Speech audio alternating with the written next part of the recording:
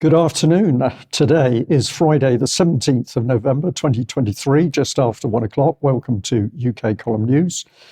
I'm your host today, Brian Gerrish. With me in the studio, Mike Robinson, and we're also delighted to be joined by Ben Rubin. We're going to start off coming back to the immigration issue. And as you remember from Wednesday's programme, the Supreme Court had decided to reject the Home Secretary's appeal and uphold the Court of Appeal's conclusion that the policy of exporting immigrants from the UK to Rwanda was unlawful. Well, no sooner had that happened and no sooner had we talked about that than James Cleverly began making a statement. He said, "We have a memorandum of understanding with the Rwandan government, which we're going to upgrade to a treaty, which is legally binding to make sure we address the specific points. It is ready pretty much now to turn into a treaty. That can be done within days, not weeks, months, days. The legislation could go through the House of Commons quickly." And so what he is effectively doing is overriding the decision of the Supreme Court by attempting to use domestic legislation to do that. Now, this is unprecedented. And no matter what you think about the immigration issue, the issue here really is the fact that we in this country, still supposedly a constitutional monarchy, we have three branches of government. We've got the executive, we've got the legislature, and we've got the judiciary, and each of them is supposed to act to hold, to place limitations on the other. And if the idea of parliamentary sovereignty is now going to override that of the judiciary, and we see that this is the kind of the direction of travel from the executive, because the government is attempting or has attempted to push through legislation which restricts, for example, the right of judicial review of government decisions. And now we have the government attempting to use the parliamentary sovereignty and legislation through Parliament to override the judiciary. This completely subverts our constitution. One of the other things that James Cleverly said was that he intends to break the business model of the human traffickers. And I just want to bring this statistic back on screen again, because of course, let's just look at the scale of the business model that's being used by human traffickers. So every year, human traffickers make £130 billion profit from the trade. That's 21 million victims worldwide. 54% of them end up in sexual exploitation, 38% in forced labor, 8% in other categories, including organ trafficking. That's £130 billion. And that is a significant scale of transaction, let's say. And whatever the government is doing here, as they say, to break the business model, will do nothing of the kind. We've made this point many times before. This is too big business. And it's like the drugs trade. They put a veneer of dealing with it on top. And that's really the cost of doing business. So back to the constitutional issue here. Just before we move to the constitutional issue, just remind you again of this that I brought on Wednesday. This is from the Standard, the Evening Standard. It was from PA originally. Rwanda says it can only bring 200 migrants from the UK under the controversial deportation scheme. So, this is not going to solve the immigration issue in the UK. And I don't believe it's intended to either. This is putting a veneer of we are doing something on it. But in the meantime, they are subverting the constitution of the country. So let's look at what Jonathan Sumption had to say about this. He said the plan to use law to declare Rwanda as safe is constitutionally quite extraordinary. He said it would effectively overrule a decision on the facts, on the evidence by the highest court in the land. The courts have perused hundreds of pages of documents to reach this decision. For Parliament simply to say the facts are different would be constitutionally quite extraordinary. So that's what his position. And really, this is something that we should all be concerned about. And as I say, it doesn't really matter what we think about the immigration issue itself. This is a separate issue. And everybody is, I think, in agreement that this sort of unbridled immigration they've been saying needs to be stopped. But the government, that is using people's emotion about this issue to drive forward a constitutional destruction plan, which has been in place for many, many years. And aside from that, then there's the issue of the European Court of Human Rights that the British government has wanted to be out of for quite some time, and to bring in a British Bill of Rights, which of course will remove many of the rights that they claim that we still have. a little bit of comment on Twitter here about James Cleverly himself and how clever he is. This is Dave Sumner Smith. Seriously, our new Home Secretary's greatest academic achievement is a degree in hospitality from Ealing College of Higher Education. So that was the comment on Cleverly. Cleverly felt he needed to respond to this. He said, my vocational degree taught me finance and accounting, marketing, comms, HR and team leadership, logistics and process management, employment law, contract law, and tort law. Doesn't include constitutional law, I think you'll notice there. But anyway, all very useful, he says, in running a government department. And by the way, it was from Thames Valley University, not Ealing College. So that was his position on this. I find this a very dangerous situation, Brian, because the natural concerns that everybody has over immigration are being fed off here in order to push through the destruction of whatever our constitutional arrangement is. Yeah, we if we put it in quite simple language, Mike, we've got a government which is out of control. We've described it previously as being a government of occupation. We've talked about a uniparty system where there is no right and left or blue and red party system. It's simply one group of individuals who are trying to tell the public we can do as we please because we've been elected to Parliament. So this is very dangerous. And for me to watch the government talking about trafficking, we've got an interview with a very brave lady called Sam, who was up on the front page of the UK column.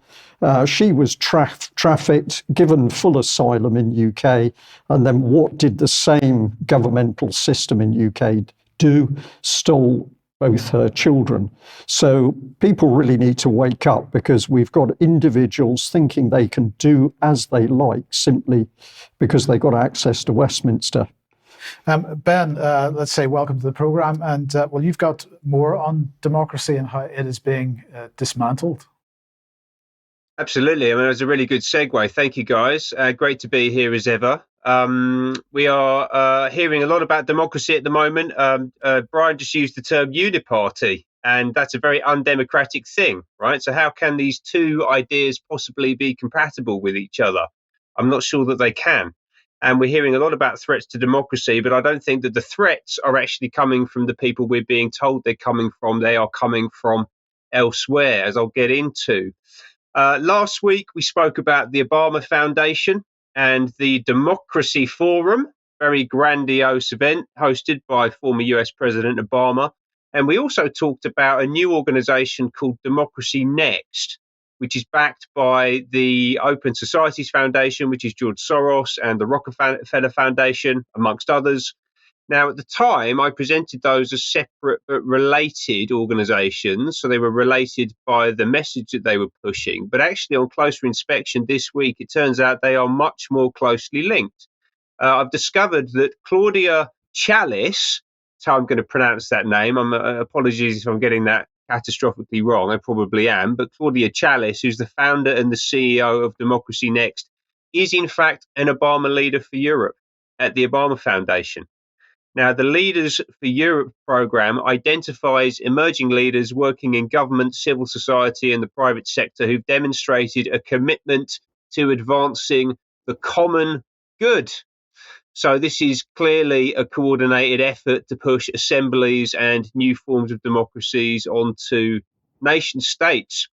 This is a live topic of conversation. It's actually reared its head again in London this week. I attended an event at Nesta about deliberative democracy and citizens' assemblies. This happened on Wednesday. It's called Democracy, Doing It for Ourselves, and setting up citizens' assemblies without any kind of formal remit to do so, and then publishing the opinions that come out of those assemblies, essentially as a form of lobbying. I think that's what they're promoting here. The event was hosted by Ravu Gurumurthy, who's the CEO of Nesta. It featured a keynote by a gentleman called Nicholas Gruen, who's an Australian academic and CEO of something called the Lateral Economics. And there was a panel including Martin Wolf, who's the chief economist at the FT. He's been there for a very long time, very well-established fella. Worth noting that the FT is part of Nikkei Group, and Nikkei is a World Economic Forum partner. Useful to know.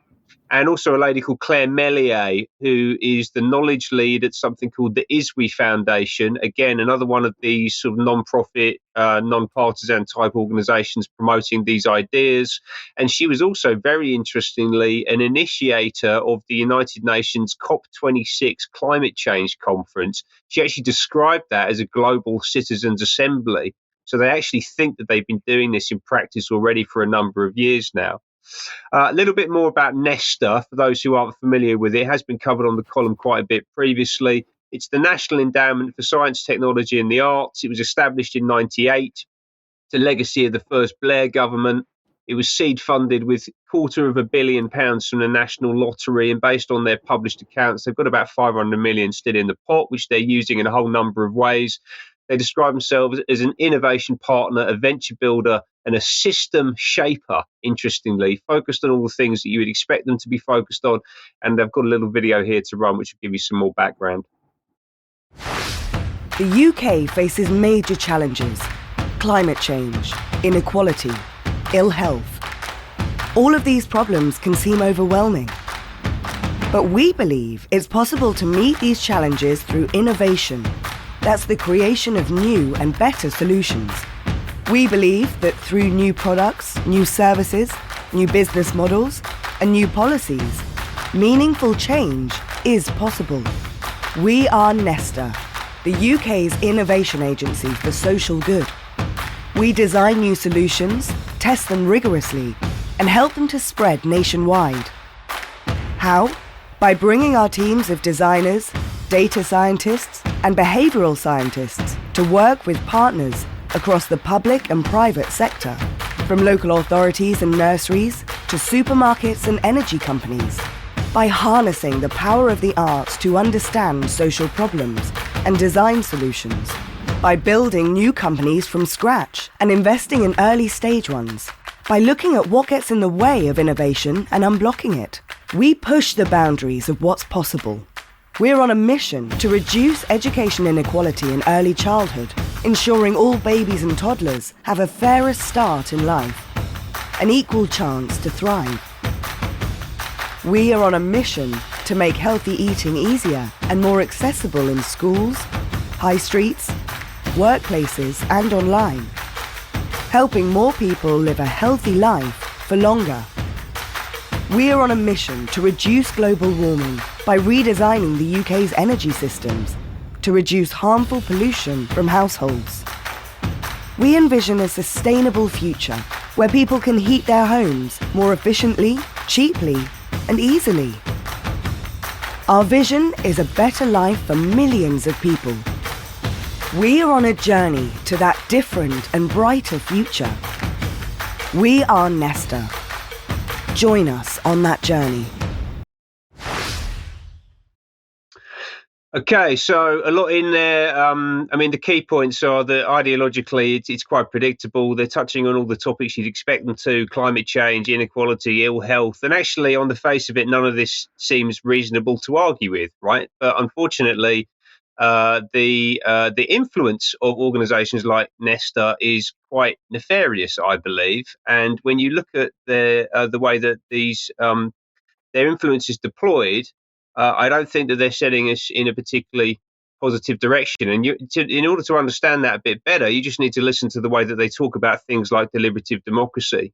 So I suggest going to their YouTube channel, the Nesta YouTube channel, to watch the full presentation. It's just over an hour long. It's definitely worth going to have a look at.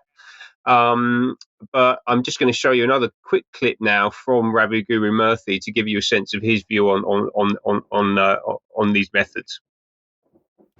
There's an assumption there, though, isn't there, that the process will come up with the right answer, and that when people deliberate, they suddenly become rather progressive and sensible.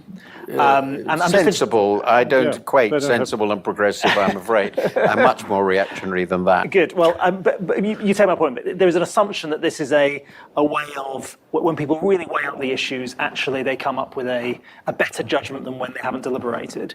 But if you take I think there's lots of good examples of that being the case. Yeah. I've been involved in one or two things on the energy side where we got people to participate in a 2050 net zero plan, and actually people come up with very, very sensible ideas, almost identical to the economist cost optimizing models that we put through in the energy department. If you It's very easy to get people to agree on what needs to be done in 2050. It is, but even in nearer term questions. But if you took questions that are very difficult, like the death penalty or immigration right now, would you take the risk of putting this through a citizens' assembly, or would you be fearful of the potential consequences of doing that?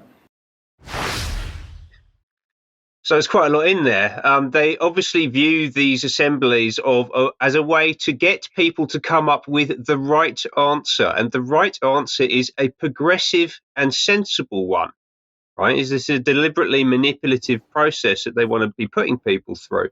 I think there's a really interesting turn of phrase there at the end. Would you take the risk of putting issues like the death penalty or immigration through a citizens' assembly? I'm guessing in case you don't get the answer that you're looking for, you'd be fearful of the consequences.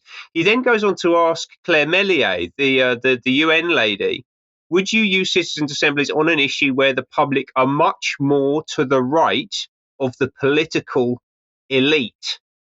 Which again is a fascinating turn of phrase. First of all, that Mr. Guru Murthy believes that there is such a thing as a political elite. And I assume that he believes he's part of that. And this is an elite who knows best, who have the right answer, and that they are significantly more left wing, all of them. And I'm assuming sensible and progressive than the general public, right? So they want to use these tools, but they only want to use them if they think that they can get the answers that they want out of them. Very, very interesting to watch these people in their natural habitat and hear what they really think about the population that they're supposed to be serving. That's not just in the UK either, by the way. They actually operate, Nesta, across Asia and the Commonwealth. And really interestingly, they are now the owners of the Behavioural Insights team, also known as the UK government's Nudge Unit, which UK column readers and viewers will be very familiar with. So Nudge was described by David Halpern, who was the founder of the Nudge Unit, as being particularly linked to Harvard professor Cass Sunstein. Sunstein, author of, amongst other things, Conspiracy Theories and Other Dangerous Ideas, and Democracy and the Problem of Free Speech, which puts the Nesta event about democracy into an interesting context, I think. So far, so terrifying. Halpern himself, he's a fascinating character. He was the chief analyst in Tony Blair's strategy unit at Number 10 between 2001 and 2007, involved in all of the New Labour policy work at the time. He then left to set up the Institute for Government. He was involved in the writing of the Mindspace paper. He then took this back into Number 10 and helped to establish the Nudge Unit. If you look at his profile here on the Institute for Government website, it gives a very fascinating look at what he was up to just over a decade ago. Really, it's just like a timeline of how this stuff has developed and how it's been embraced into the status quo.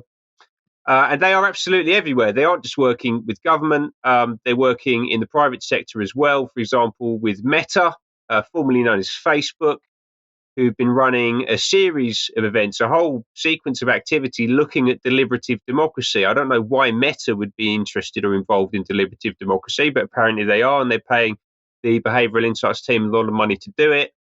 Keir Starmer's considering introducing these ideas into the Labour manifesto. So he's been talking about reforming the House of Lords.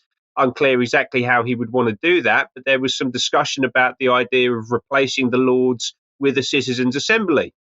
In particular, they want to get rid of those nasty old bishops, the Lords Spiritual, I think that they're called. Is that right? I think it's right. They're certainly not temporal. What else? Nesta and BIT, they're doing some big things. They're being asked big questions by the state right now. So earlier on this year, they launched a program called UK 2040 Options.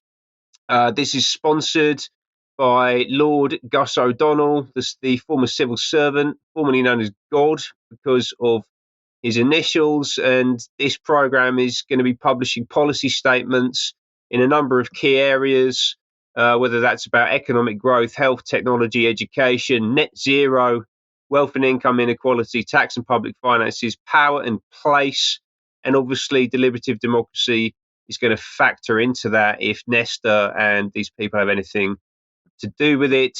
And also, really interestingly, as a final point on this, behavioural insights are being used. I mean, we've certainly used throughout the pandemic, but they're still being embraced today by the NHS. And we've just seen an announcement from Public Health Wales over the past week that they've joined a new behavioural research hub. So we can expect to see the use of these techniques in the health system increase as time goes on. Okay, Ben, thank you very much for that. Well, if we summarise it a bit, we've got a lot of completely unaccountable people making policy to change our lives in the future in all sorts of ways. And of course, much of it is behavioural change. That is one network system which is going on across the country. Let's have a look at another one, which in some ways is even more dangerous. And we're back onto the subject of prevent. Now, I want to say that I've just done a No Smoke Without Fire with Debbie Evans, looking into prevent in great detail as a result of some excellent research that she's carried out. But today, for our audience for the news, I wanted to just focus people in on what's happening under the surface. And this is particularly relevant as David Cameron comes back on the full political scene. So this was an article that we published back in 2015, Prevent, Duty Guidance for England and Wales, but we labelled it Britain a Stasi state. And what were we talking about? Well, this was the meat of it, that a school in Cornwall, a parent was surprised to find that the Prevent team got involved as a result of some things happening with children in that school. But in the government's own words, Prevent is statutory guidance, which makes clear that schools and childcare providers are expected to assess the risk of children being drawn into terrorism, including support for extremist ideas that are part of terrorist ideology. Now, remember, in this article, we're talking about very small children, but this is David Cameron's agenda. It's his Prevent policy. Just remember that, as this man is now let loose on the international scene. So alongside the Prevent spying and reporting system, the Conservative government set up channel duty guidance. It channels people into a multi-agency monitoring and, quote, detainment system, which mirrors MAPA, the multi-agency public protection arrangements. If you don't know what I'm talking about, you need to find out, because this is really serious stuff. And then it tells us that Channel and MAPA are going to share secret committee meetings behind closed doors, secret committees meeting behind closed doors to assess, judge, and convict individuals of crimes for which there are no clearly defined definitions. Now, this is me speaking in the article, but what I'm saying is absolutely correct, because these people are unaccountable. And the Stasi state is mentioned at the bottom of the UK column article.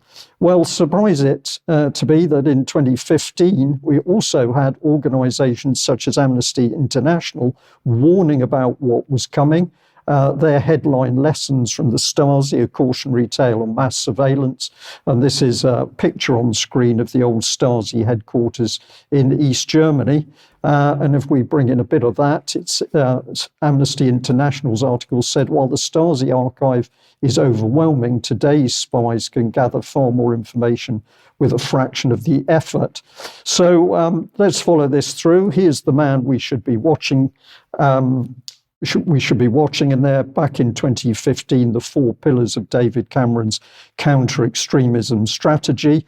This is the data from the government on the fact sheet, Prevent and Channel, brought up to date relatively at 2021. So I'm going to invite our viewers and listeners to research that for themselves. But if we just bring this in simply, Prevent addresses the personal and social factors which make people more receptive to radicalisation. We've got Channel, which is the referral process. And note, it says the Channel panel is chaired by the local authority and can include a variety of partners such as the police, children's services, social services, education professionals, and mental health care professionals. They can all report on any individual in this country without the individual being aware, and that data can be freely shared with the multi-agency public protection arrangements, which is supposed to protect against violent and sexual offenders. But we've already seen many examples when it goes outside those boundaries. And of course, in the sidelines, we've got GCHQ spying on people in the UK, 77 Brigade from the British Army. And as a result of Conservative Francis Maud's efforts, we have data being shared with the Israeli security unit 8200. So think about the network which Ben has just described. Now overlain on that, we've got this spying network, which, as we've said, puts Stasis to shame. We're going to show you a little video clip. This gentleman is an official who had a bad experience with counter-terrorism police. The label in this Telegraph video is former official claims police used MOG selfie as evidence of, quote, far-right extremism. So if you're a veteran listening into us today, you should understand that your key label as a veteran is far-right. But I'm going to say to our audience, this man is very quietly spoken. The clip is 3 minutes. Please stay focused and listen to what he says. What do you claim, Andrew, that the police did wrong against you in their actions? Well, I mean, Stephen, this summer, the Independent Office for Police Conduct actually upheld my review against the police. And for me, that's vindication. And as a part of that process, I had to first complain to the Metropolitan Police, and they should have actually had my complaints investigated by the Department for Professional Standards in a formal investigation, but they absurdly gave it to the very local unit I was complaining about, and naturally they conducted internal whitewash, cleared themselves, and then put out a press release last summer. I'm also autistic, and I made a disability discrimination claim against them, and they ignored that. But I mean, Stephen, the IOPC report, it's quite long.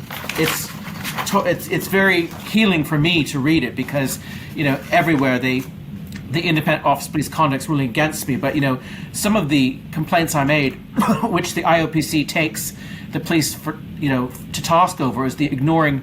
I made over 50 complaints, and they only investigated 3 minor ones, and then ignored the rest. Officers at the highest level, including Cressida Dick, should be investigated. The leaks of such documents are normally addressed on work premises by civil servants. The involvement of the counterterrorism police and the whole approach to the arrest was unprecedented and not proportionate. Neil Boss, the assistant commissioner, threatened to arrest and prosecute journalists. I mean, the list is quite endless, and the police just ignored all that and cleared themselves. And I'll just finish with this, Stephen. The police, because we'd be here all day going over that very brilliant report the IOPC gave me, but the police told my witnesses to go away and not contact them. They stated in writing that they were not going to consider any of my evidence, but only evidence of the counterterrorism police and my enemies in the civil service. And this really is Soviet-style behavior. And so I'm very pleased with the decision by the IOPC, and the report mentions that the police did a risk assessment the day before they raided my home with 14 fully armed counterterrorism police officers who broke down the front door and trashed my flat and took me from my post-cancer surgery sickbed to Southwark Police Station. And the risk assessment that I got released to me, not from the police, but because the police have refused me all documents, but I got released from the Crown Prosecution Service. It says, the subject, has no firearms, no knives, no weapons, drugs, infectious persons, infectious articles, hazardous substances, dangerous animals, unsafe structure, no criminal record. And that was made the day before they raided my home. So why on earth did they need to raid my home with 14 counterterrorism police officers? So really, really important things coming to light there as he analyses a system, but essentially surveillance and counter-terrorism police out of control in order to raid a person's home with 14 police. This is the state of UK in 2023. Now, if we looked at some of the social media comments under the video, they were particularly interesting because we got people saying, this man is educated, articulate, and knows his rights. Common purpose police state legacy of Blair. Well, that is actually true, but actually we've got to remember the Tories with David Cameron fully involved. And then a particularly astute comment, term far right is anything right of Gramsci these days. So people clearly picking up on the significance of this. But then let's think about this aspect. Again, this is back in 2017, where we were showing that GCHQ was going to run residential courses for children and teenagers to draw them into its spying system. And this is the article. We chose Gloucestershire Live, but a newly set up specialist cybersecurity arm running residential courses for 2,500 teenagers. And of course, they want what they call the brightest and best in order to bring them in and groom them into the GCHQ way of thinking. This is not fantasy, this is reality in UK, and all of this is well underway. I'm just going to play this very quickly and talk over. People can freeze the screen. But the key thing is, of course, spying is very exciting for children. Children will be brought in and effectively groomed into the GCHQ way of thinking, which is that it's right to spy on the population as a whole. And don't forget that GCHQ is a common purpose trained organisation. That is the pernicious charity that David Cameron was himself involved with. And just to put a little bit of final gloss on this, this was a report that we made in 2012, where the Mirror and other papers were reporting that David Cameron had lost Steve Hilton, his big society guru. And as we've said on many occasions, the key thing is that big society was David Cameron's agenda to completely change society in UK. And that big change policy is being put into force as we speak. It has not gone away in any shape or form. And of course, the other thing we highlighted was that this was all linked into the big corporations. And we pointed out relations between Hilton and Rachel Whetstone, the high-powered communications chief of Google, and godparents to David Cameron's eldest son.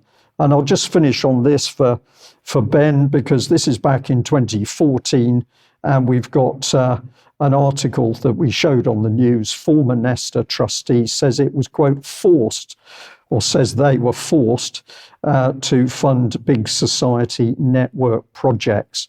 So all of this can be very tightly linked together, and it's all being progressed under the surface, unbeknown to the majority of the wider population in UK.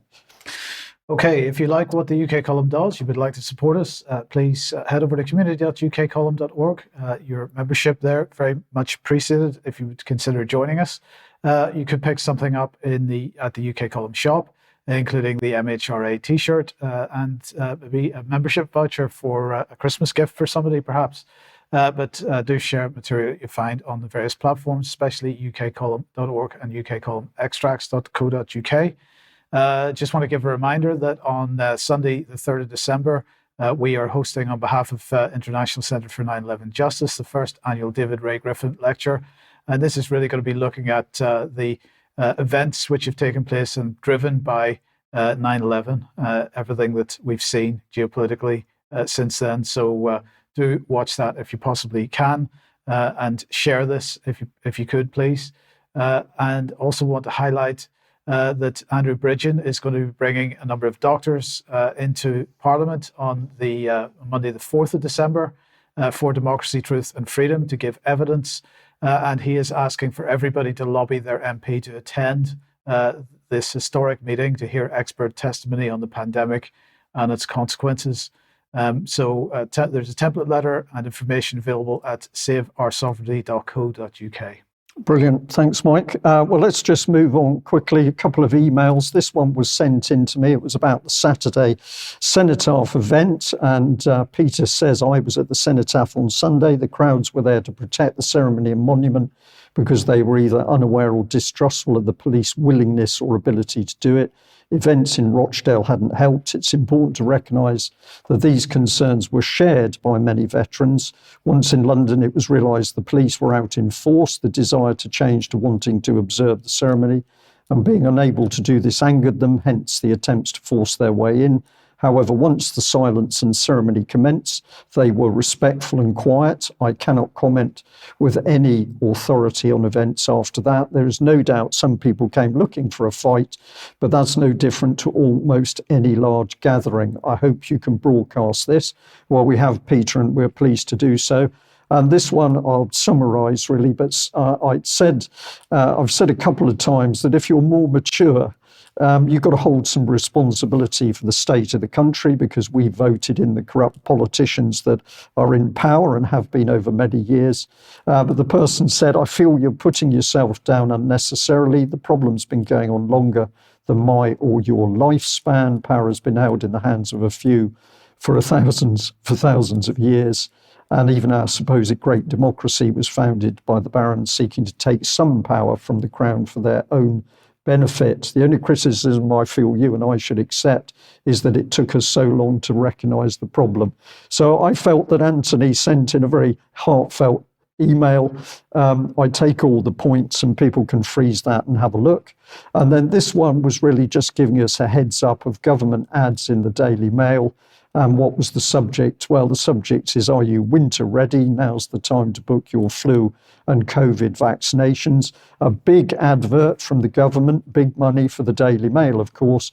But if you look at who's being targeted for the free jabs, they're all people that our data would suggest could be highly at risk for adverse effects from the jabs. Yes. And last one here, Get Appy. So they're encouraging people to get this free NHS app as a simple and secure way to access services.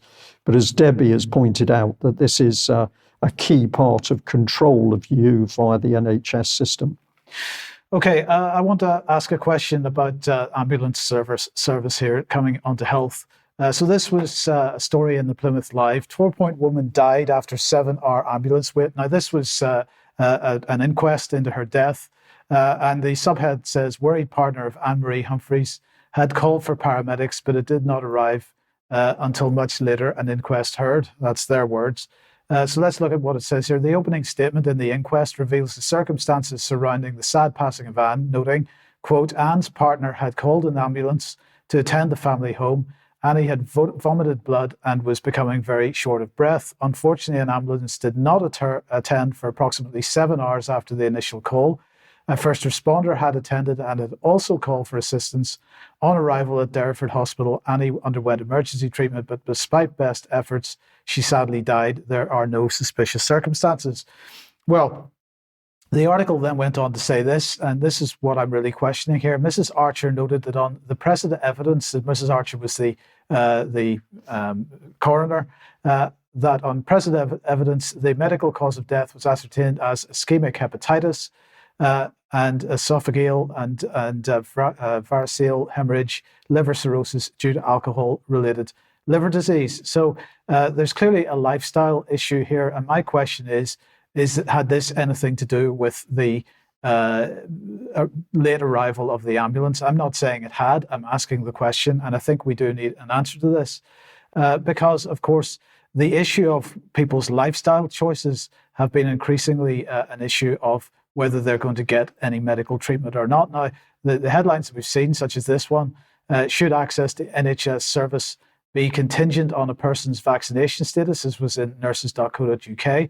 We saw headlines like this during the COVID pandemic, but actually this went on for long before that. This is the Independent. NHS under fire after announcing obese patients will not get non-urgent surgery until they lose weight.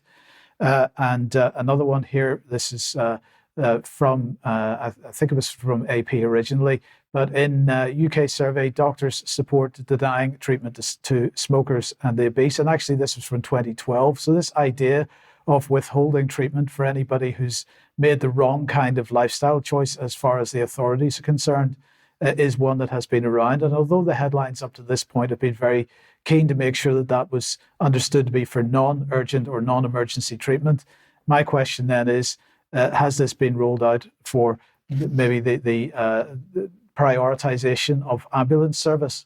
And then the question is, what happens when this becomes an issue for artificial intelligence? So here is the Building Better Healthcare website saying struggling ambulance services ignoring the potential of AI to relieve pressures. This is from August 2022. And they're highlighting that some agencies, some ambulance areas aren't considering the use of AI, and maybe they should be. And this pressure is starting to build. This is healthcare website, how tech-enhanced call handling can help ambulance services. So we've got a problem with ambulance services. We need to bring AI in to solve the problem.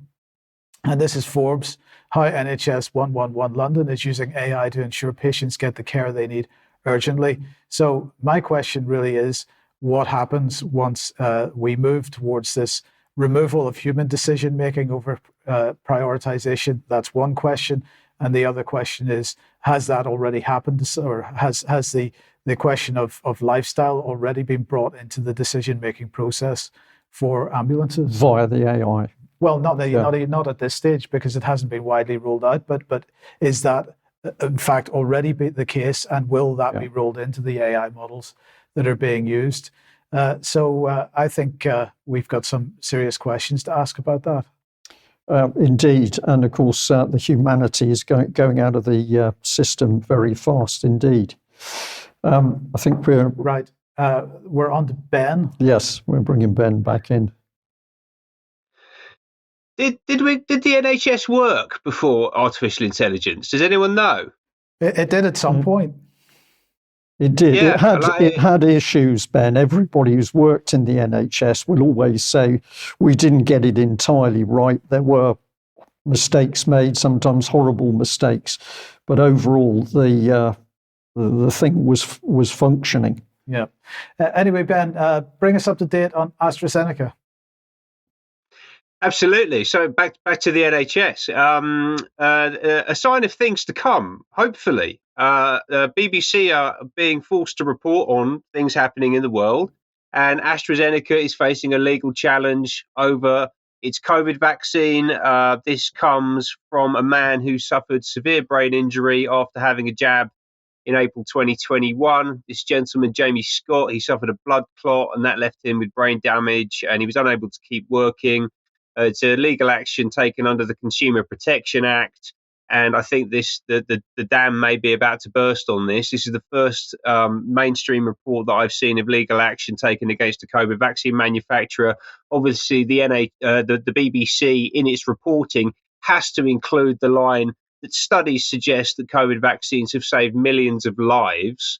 Right? They can't just report what's going on. They have to include some propaganda in there. I think that they are starting to panic down in W1.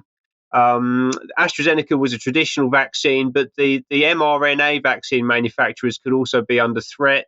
This just recently, I think it was from today or from yesterday, from Steve Gerrish on Twitter, who says that the litigation floodgates are about to open for mRNA COVID vaccine manufacturers.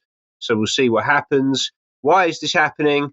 Well, if you haven't been paying attention, COVID vaccines have killed and injured people at an unprecedented rate, more than any other pharmaceuticals in history, in fact. AstraZeneca in the UK, according to the MHRA yellow card scheme, has killed 1,364 people out of a total of 2,459 people killed by all of the COVID vaccines. And those are just the ones reported to the MHRA via their yellow card scheme. Big thanks to UK Freedom Project for collating those numbers, doing a fantastic job on that, keeping us informed of the data coming out of the system, which all of our politicians and our clinical leaders had access to, just the same as everybody else.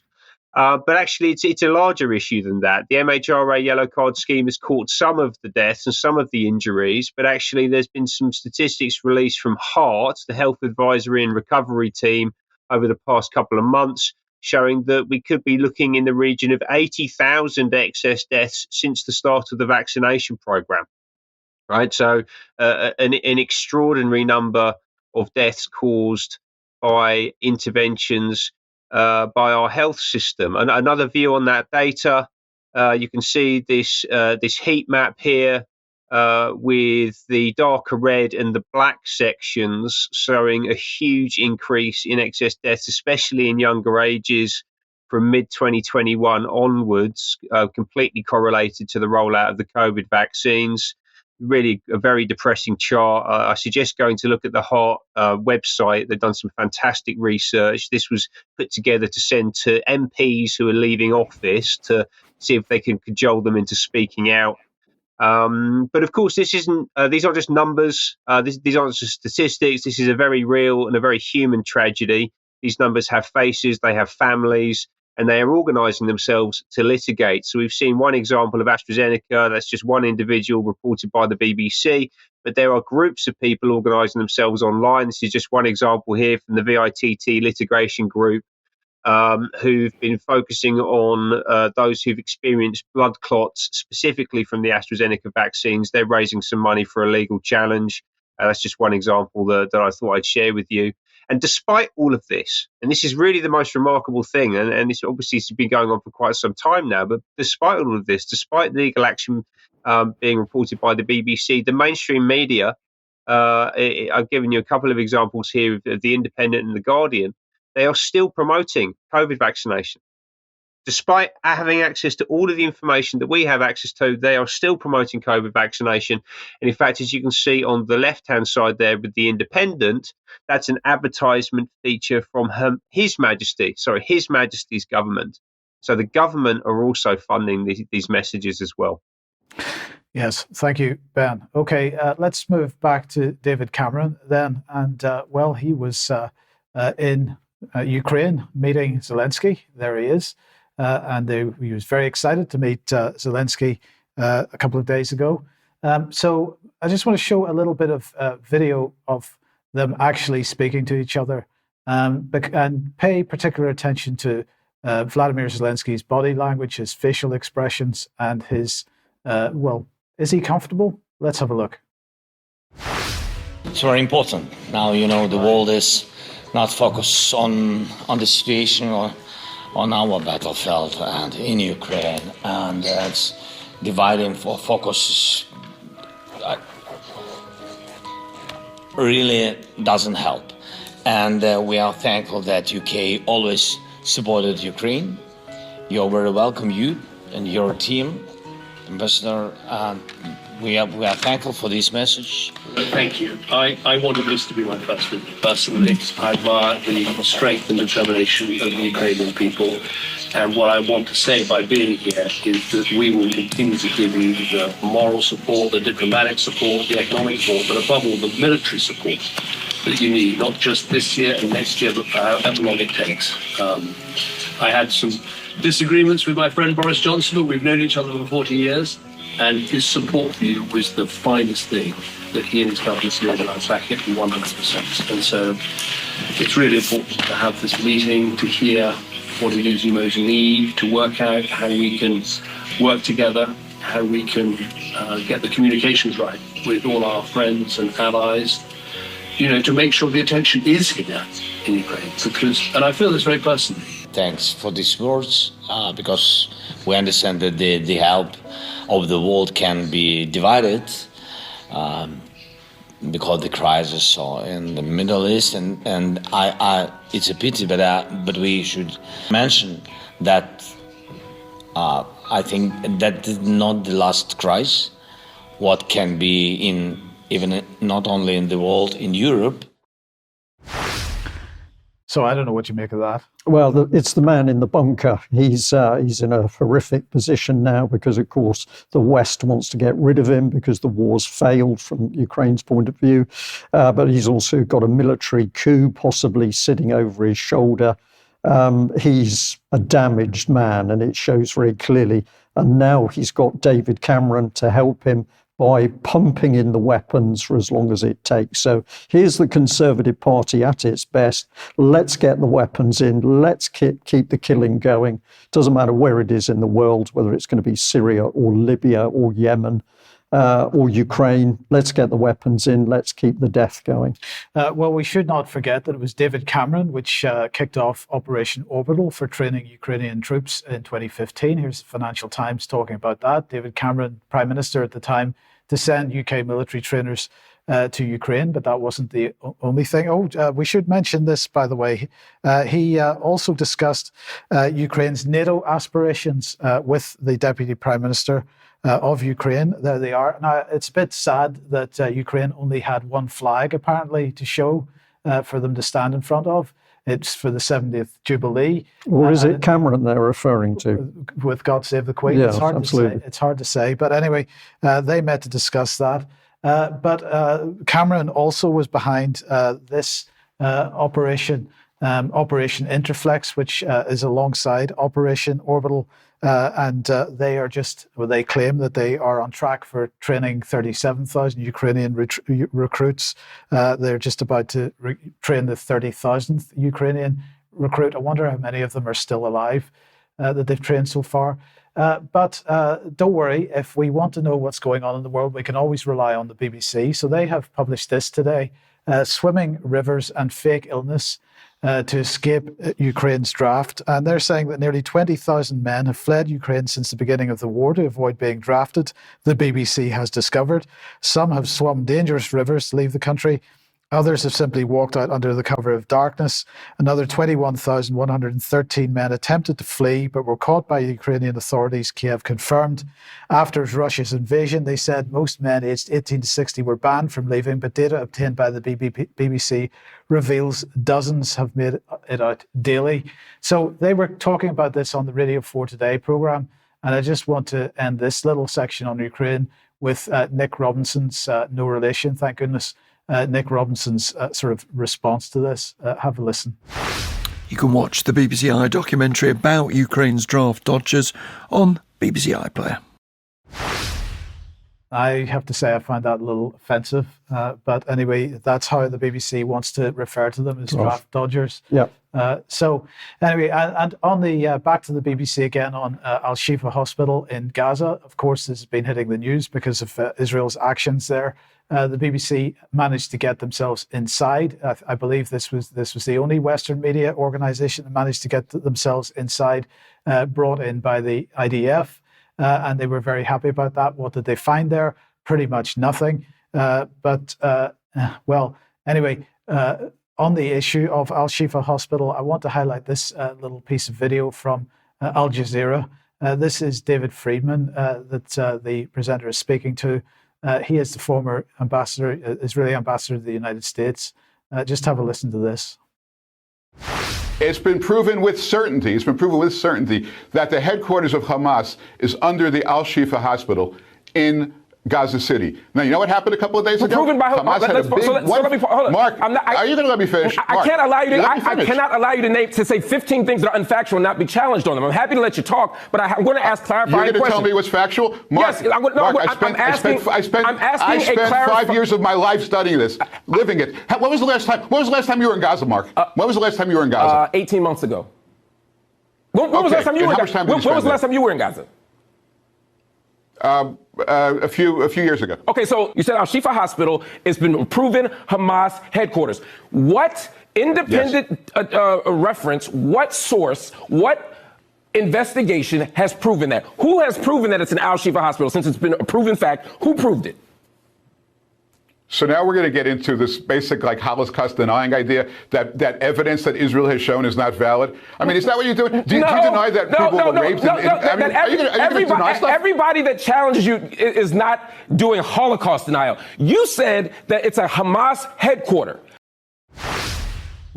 This is reality. This is the reality of it. This is the reality of it. You dare challenge anything that's coming out of Israel at the moment, they use this trope on you. Yeah, absolutely. As I say, nothing particularly found there. Now, of course, the other point that needs to be made is that whatever was under Al-Shifa Hospital, Israel already knew what it was because they built it. They built it while they were occupying the area quite some time ago. So there's much more to be discovered about this, and we'll cover more in due course. Let's come back to you, Ben. Sure. So I'd like to draw everyone's attention to an organisation, a media organisation called Tortoise. And this launched about 5 years ago. It is a standards-based, sensible and progressive media outlet. They do news, events, all the kinds of things you'd expect. Huge podcast operation. They have incredible access to the top level of business, to the top level of politics in this country and further afield. They're especially interested in dispelling vaccine disinformation.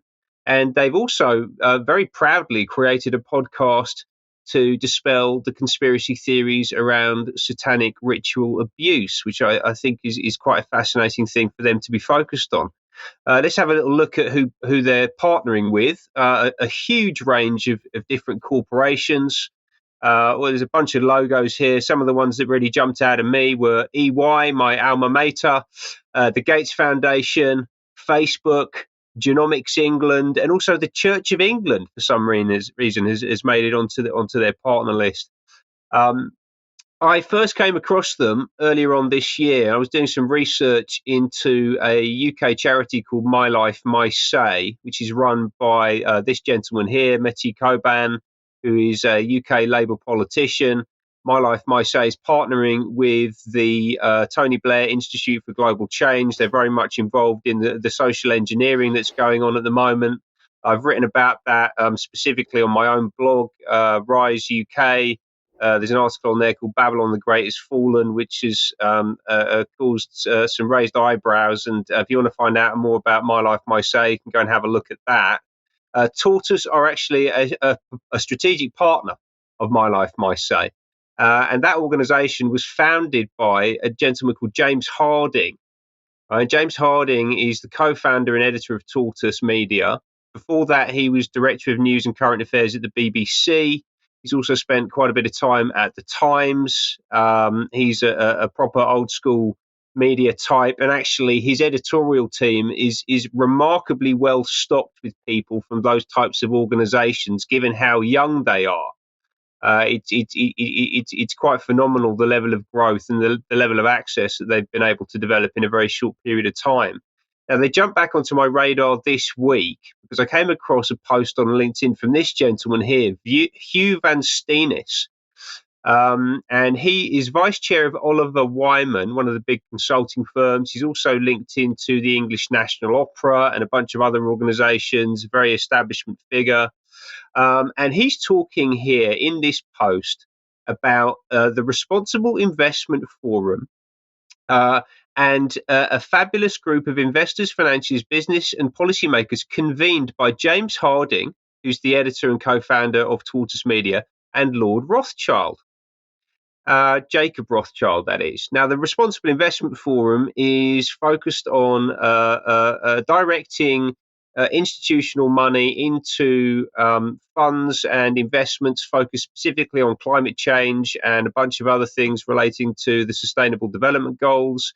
The event was held in October at Waddesdon, which is the Rothschild House near to Aylesbury.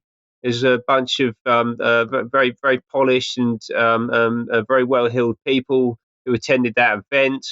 And Lord Rothschild is the current scion of the Rothschild banking dynasty.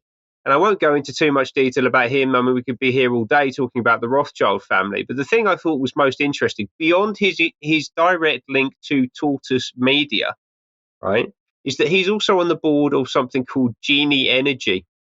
And this is a listed corporation which also has on its board Rupert Murdoch, the media magnate, and also the former US Vice President and CEO of Halliburton, Dick Cheney. And Genie, the energy company, was the first energy company given rights to drill for oil in Israel's Golan Heights. And that could potentially be one of the reasons, if we look on the next slide, that it's been announced that Palestine has actually found a significant amount of natural gas. And actually, this has been reported for quite some time, a significant amount of natural gas off the coast of Gaza in particular. In fact, it's estimated there are $500 billion worth of natural gas reserves off the coast of Gaza. And I'm wondering if Genie Energy have got anything to do with what's going on in Israel at the moment, and could be one of the main reasons why Zelensky is not able to garner the interest of the international community in the way that he was up until a month or so ago.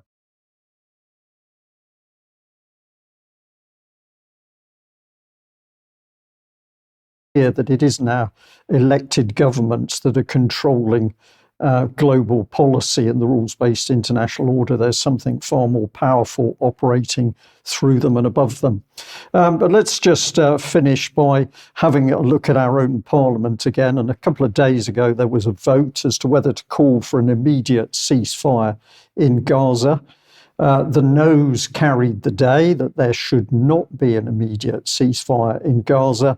And of course, no ceasefire meant that they were voting to keep the killing of the children and the bloodshed right the way across Gaza and Israel going.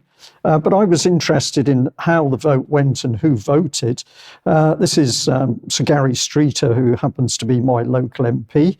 And I was very interested to see that he voted he voted that he didn't want a ceasefire. This surprised me because, of course, he's involved with this organisation, Christians in Parliament. In fact, it's a little bit deeper than involved.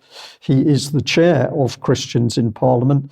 And I found it very difficult to understand how a Christian could possibly not want to vote for a ceasefire to save lives, particularly of many civilians and children. I haven't got an answer to what I'm reporting at the moment, but I want to show that as far as this parliamentary group for Christianity is concerned, they're very dedicated. This is some of the agendas that they cover, meals with Jesus.